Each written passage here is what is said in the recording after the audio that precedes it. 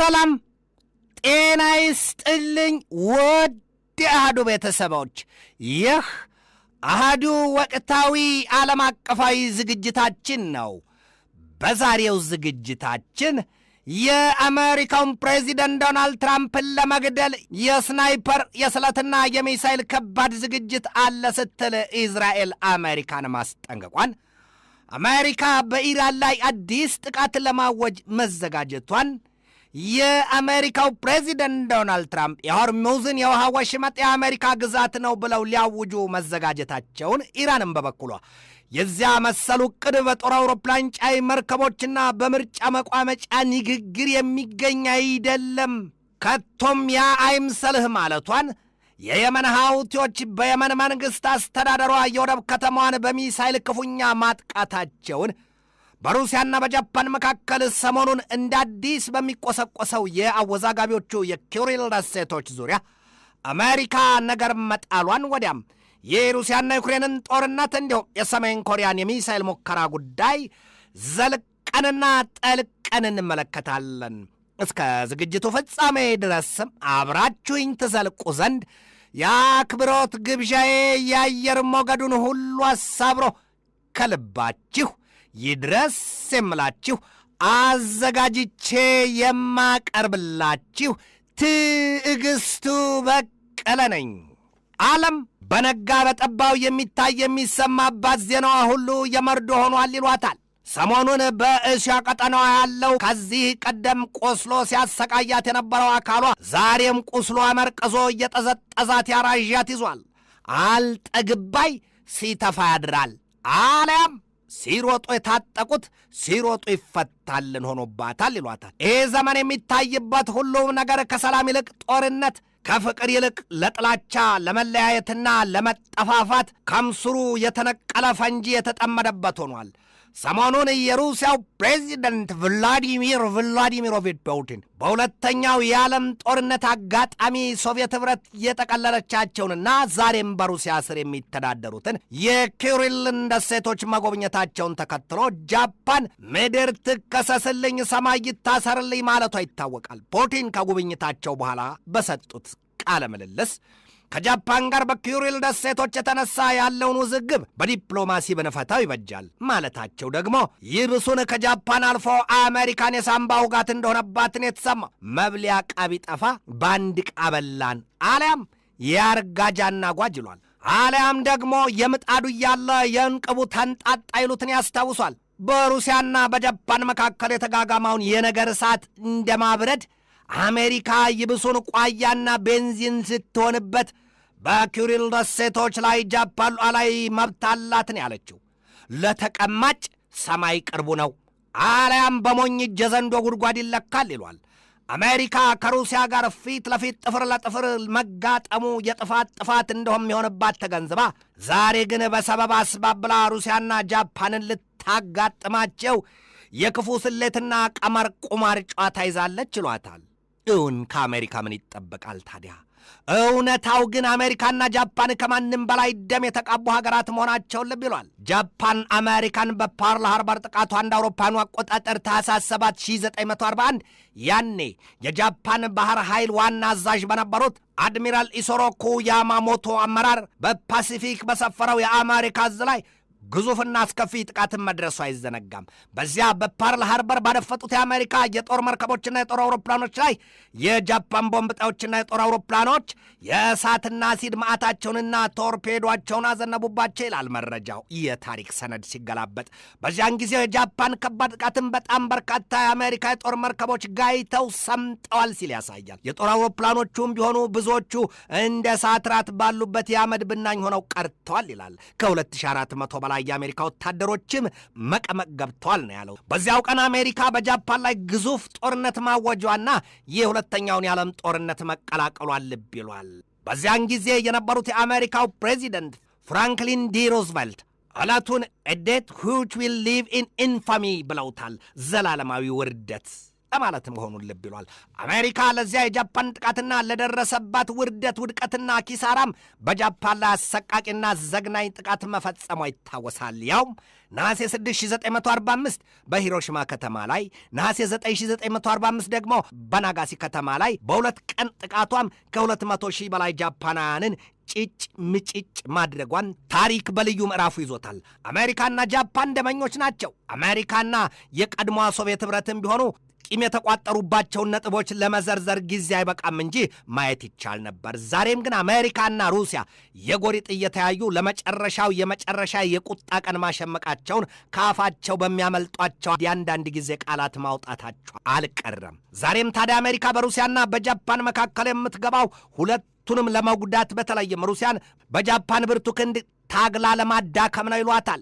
የጠላት ወዳጅ ይሉትን ያስቧል። ፑቲን ለ26 ዓመታት በዘለቀው የመሪነትና የአስተዳደር ሚናቸው የኩሪልን ደሴቶች እንደ አውሮፓውያኑ አቆጣጠር በነሐሴ 14 2026 ለመጀመሪያ ጊዜ መጎብኘታቸውን የተገለጠው አሜሪካ ባወጣችው መግለጫ ጃፓን በኩሪል ደሴቶች ላይ ሉዓላዊ መብት ያላት መሆኑንና አሜሪካን በየትኛውም መንገድ ከጃፓን ጎን ተደርባ እንደምትቆም ነው ያስታወቀችው። ጸብ ያለሽ በዳቦ አርያም የነገር ያለህ አሜሪካ ነገር በርትቶባታል፣ ነገር ሰፍቶባታል፣ ከፍቶባታል ይሏታል። በኮሪያ ልሳነ ምድር የሰሜን ኮሪያን አቋም ለማለዘብ ሳይሆን ጨርሶ ለማላሸቅ እያመለገች እንደ ተናዳፊ ኮብራ ብታደባም ሰሜን ኮሪያ ግን እንደ ኢራን ወይም ቬኔዙዌላ የምትቀመስላት አልሆነችም ነው የሚባለው። ሰሜን ኮሪያ በአንድ ሳምንት በተያዘው ነሐሴ ወር ብቻ እንኳ 2 ጊዜ የሚሳይል ሙከራ ማድረጓና የኒውክሌር ኃይሏንም በከፍተኛ ደረጃ ማዘመኗና ማስፋፋቷን የሚሰማው ሀገሪቱ ከራሷም አልፋ ለብርቱና የቅርብ አጋር አባሯ ሀገር ሩሲያም የጦር መሳሪያና ጥይቷን በገፍ ማቅረቧና እንዲሁም እስከ 50,000 የሚደርሱ ወታደሮቿንም ለሩሲያ ለመስጠት መወሰኗ ይነገራል። የሰሜን ኮሪያ ወጣት መሪዎች በተለይም ወንድምና እህቱ ኪም ጆንጉንና ኪም ዮጆንግ አሜሪካ ጃፓንና ደቡብ ኮሪያን አይን ጦር አልያም ላጲስ ቢሆን ኖሮ ከካርታ ላይ ይህን ጊዜ ጥፍትም ስርዝም አድርገው ይገላገሏቸው ነበር ይሏቸዋል። አሜሪካ የወዳጅነት ቢሉ የአጋርነት ቀራቢዎቿን ሁሉ አንድም ለጥቅም ሁለትም ሀገራቱን ለማስገበር 3 ሀገራትን ከሀገራት ጋር እያናከሱ በመሃል ራሷን ንጹሕና አደራዳሪ አሸማጋይና ገላጋይ አድርጎ ለማቅረብ የማስላቷና የመምሰሏ ነገር እየወጣ ታይቶባታል ይሏታል። ያንን የተረዱ ቻይና፣ ሩሲያ፣ ሰሜን ኮሪያና ኢራን ደግሞ አንድ ጽንፍ ይዘዋል ነው የሚባለው። በምዕራቡና በምስራቁ ጎራ ዓለም የተከፈለችበት ጥልቅ ስምጥ ሸለቆ ማለት ነው። እባብ የልቡን አይቶ እግር ነሳው ይሏል። ወዲህም አሜሪካ ወዳጆች ናቸው ስትል ከአንገት በላይ የምትደረድራቸው ሰሞኑንም በሳውዲ አረቢያ ዶልተው የጋራ የወታደራዊ ውል ስምምነት የተፈራረሙት ቱርክ፣ ሳውዲ አረቢያና ፓኪስታን ከመዳፏ አምልጠው በቁጣ እየገላመጧት በእስራኤል ላይ አንዳች ሴራ መጠንሰሳቸውን የሜምሪ ቴሌቪዥን ዘገባ ያስረዳል። 3ቱ ሀገራት የጋራ የመከላከያ ስምምነት ውል የተፈራረሙት እንደ አውሮፓውያኑ አቆጣጠር ነሐሴ 7 2026 መሆኑ አይዘነጋም። ባለግዙፍ የሀብትና የነዳጅ ዘይት ባለሀብቷ የዓለምን ሙስሊም ቅዱሳን ስፍራዎችም የታደለችው ሀገር ሳውዲ አረቢያ በኔቶም ይሁን በሀገር ቤት ግዙፍ ኃይልና ወይም የሰው አልባ የጦር አውሮፕላን አሊያም የድሮን ቴክኖሎጂዋ ተመራጭ ሀገር ያደረጋት ቱርክ ወዲያም የኒኩሌር ጦር መሳሪያ ባለቤቷ ሀገር ፓኪስታን በጋራ ካሰሩት የመከላከያ ስምምነት ውል አንጻር በቀጣይስ ምን ያሰሉ ምን ይተገብሩ የጊዜ ጉዳይ ነው። ብቻ ግን 3ቱ ሀገራት አሜሪካን ከእንግዲህ የሚያመልኳት ጣዖታቸውን እንደማትሆን ብዙዎቹ እያጣቀሱ የነገር ቋንጣ አድርገዋቸዋል።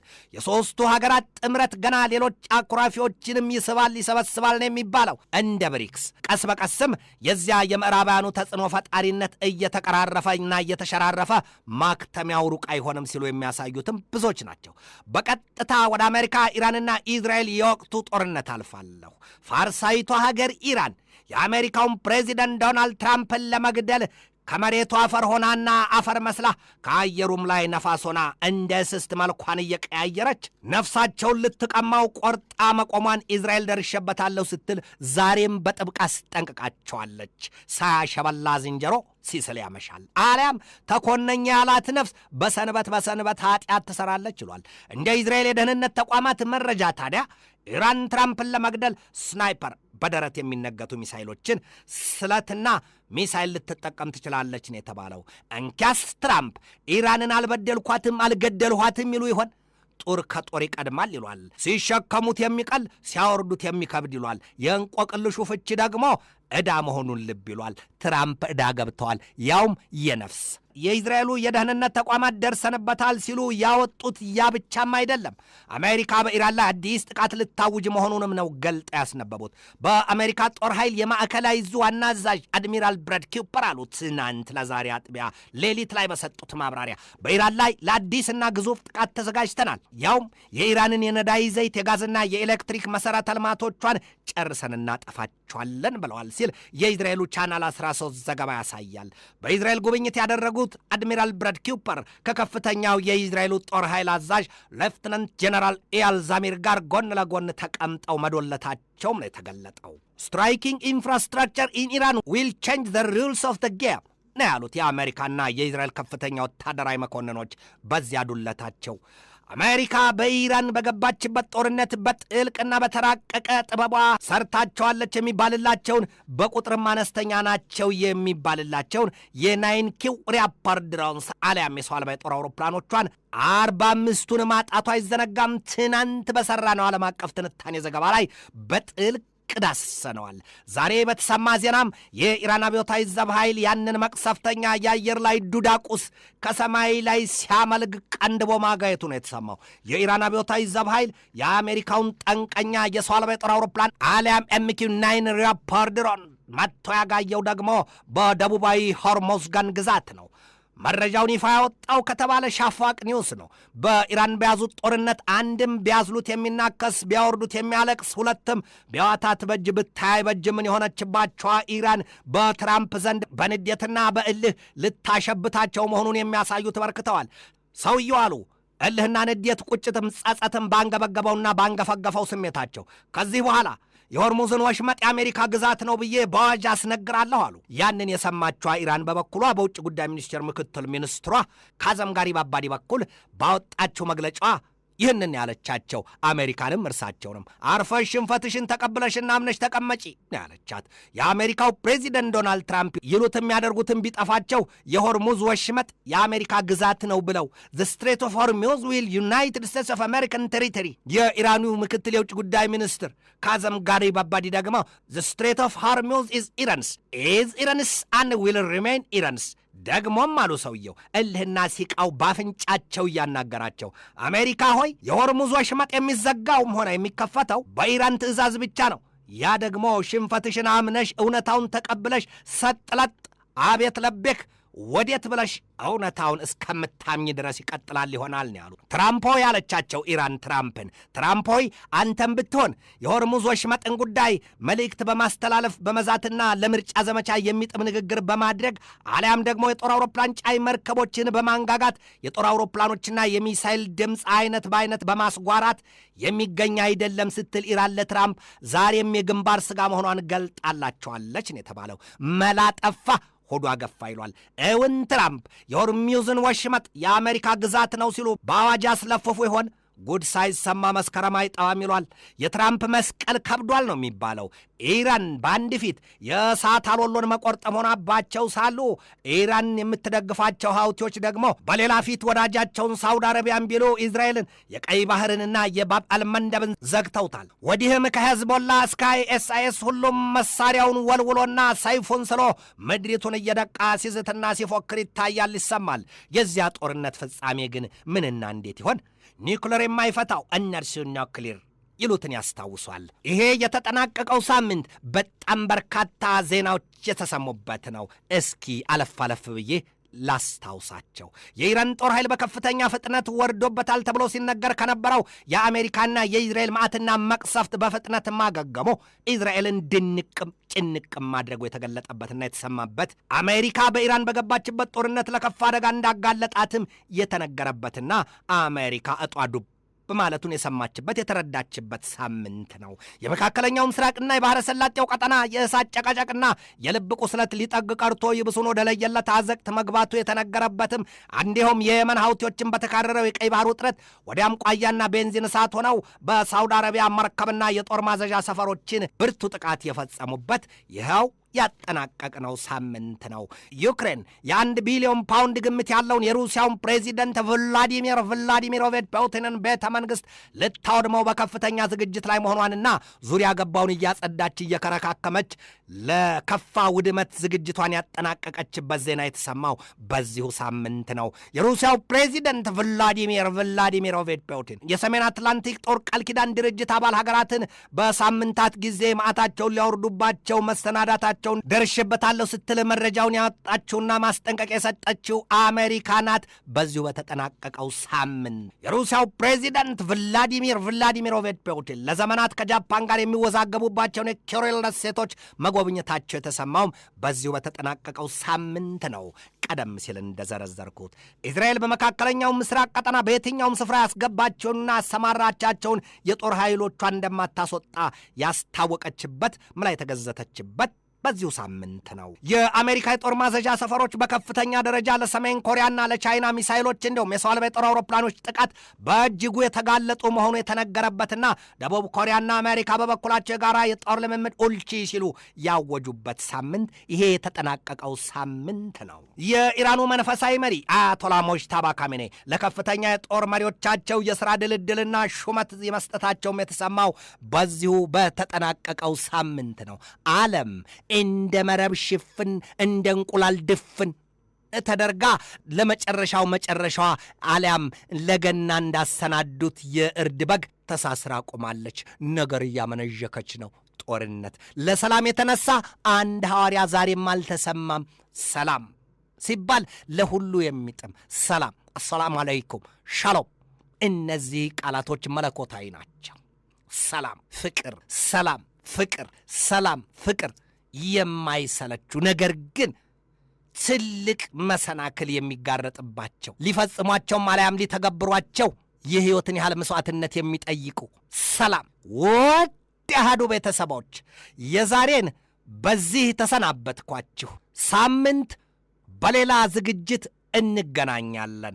እስከዚያው ሁሌም እንደምንለው ከልባችን እስከ ዓለማችን ሰላም ተመኘሁ። በድጋሜ ሰላም።